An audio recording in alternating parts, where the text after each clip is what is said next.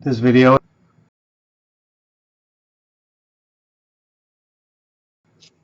if we have a function and your function looks like this, you have a little hump here and you have a point. What we want to do is determine if this is a relative max.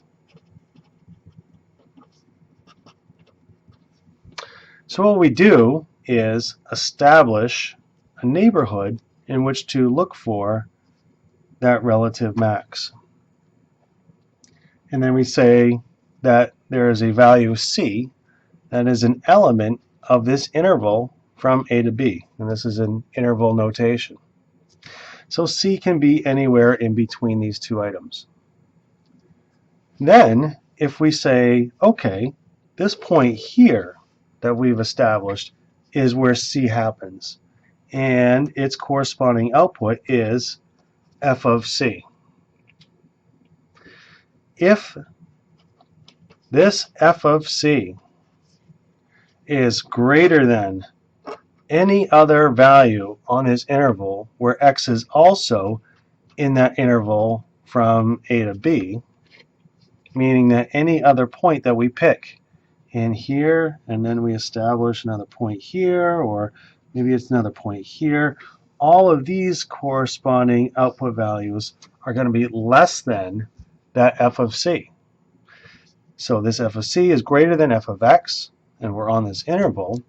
We say that C is a relative max. Relative means that its maximum value is relative to points that are on either side of it. We're not talking about an entire function as a whole. We're only talking about the little points that are on either side of that point. The opposite is true for a relative min. Here's our point, and I'm going to say this is C. Here's a little window that we're looking at from A to B.